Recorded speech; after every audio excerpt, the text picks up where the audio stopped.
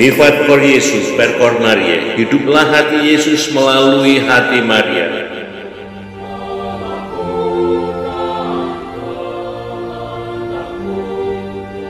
Jumpa lagi para pendengar Resi Dehonian. Bersama saya, Pastor Vincent Suparman SIJ dari komunitas SIJ Florida, Amerika Serikat. Dalam edisi 13 Januari 2021.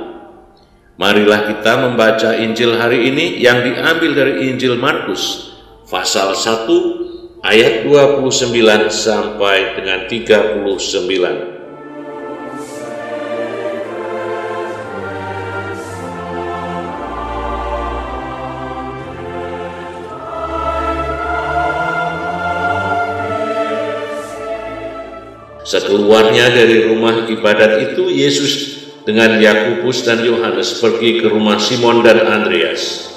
Ibu mertua Simon terbaring karena sakit demam. Mereka segera memberitahukan keadaannya kepada Yesus.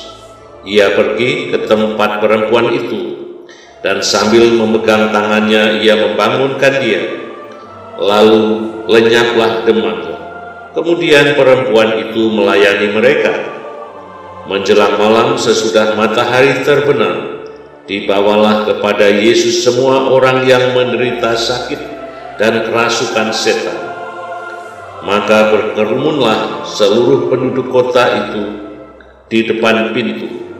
Ia menyembuhkan banyak orang yang menderita bermacam-macam penyakit dan mengusir banyak setan. Ia tidak memperbolehkan setan-setan itu berbicara, sebab mereka mengenal dia. Pagi-pagi benar, waktu hari masih gelap, ia bangun dan pergi keluar. Ia pergi ke tempat yang sunyi dan berdoa di sana. Tetapi Simon dan kawan-kawannya menyusul dia. Waktu menemukan dia, mereka berkata, "Semua orang mencari engkau." Jawabnya, "Marilah kita pergi ke tempat lain, ke kota-kota yang berdekatan, supaya di sana juga aku memberitakan Injil, karena untuk itu aku telah datang." Lalu pergilah ia ke seluruh Galilea dan memberitakan Injil dalam rumah-rumah ibadat mereka dan mengusir setan-setan.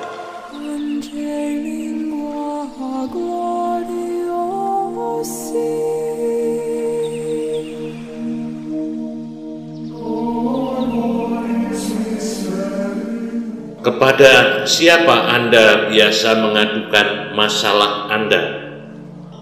Murid-murid Yesus dengan leluasa membawa kesusahan mereka kepadanya, karena mereka merasa Yesus siap dan mampu menghadapi kesulitan, penderitaan, atau penyakit apapun yang mereka hadapi. Ketika Simon membawa Yesus ke rumahnya, ibu mertuanya langsung sembuh karena Yesus mendengar doa Simon. Santo Hieronymus, seorang sarjana dan penterjemah Alkitab Gereja Perdana, merenungkan bagian ini. Dapatkah Anda membayangkan Yesus berdiri di sisi tempat tidur Anda dan Anda berbaring saja? Tidak masuk di akal bahwa Anda akan tetap di tempat tidur di hadapannya. Di mana Yesus?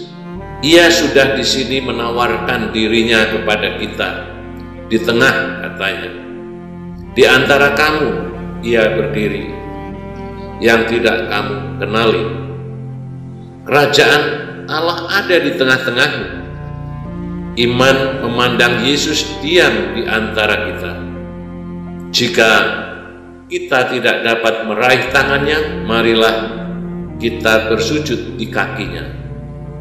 Jika kita tidak dapat menjangkau kepalanya, marilah kita membasuh kakinya dengan air mata kita. Pertobatan kita adalah parfum juru selamat. Lihat betapa mahalnya belas kasihan juru selamat. Apakah Anda mengizinkan Yesus menjadi Tuhan dan penyembuh dalam kehidupan pribadi, keluarga, dan komunitas Anda. Dekatilah Tuhan dengan keyakinan penuh. Kuasa penyembuhan Tuhan memulihkan kita, tidak hanya untuk kesehatan tetapi juga untuk pelayanan aktif dan perawatan orang lain. Tidak ada masalah yang Ia tidak ingin bantu, dan tidak ada perbudakan yang tidak bisa Ia bebaskan dari kita. Apakah Anda membawa masalah Anda kepadanya dengan keyakinan penuh bahwa Ia akan membantu Anda? Tuhan Yesus Kristus, Engkau memiliki semua kekuatan untuk menyembuhkan dan melepaskan dari bahaya. Tidak ada masalah atau perbudakan yang tidak dapat Engkau atasi. Bebaskan aku untuk melayanimu dengan sukacita dan untuk mencintai dan melayani orang lain dengan murah hati.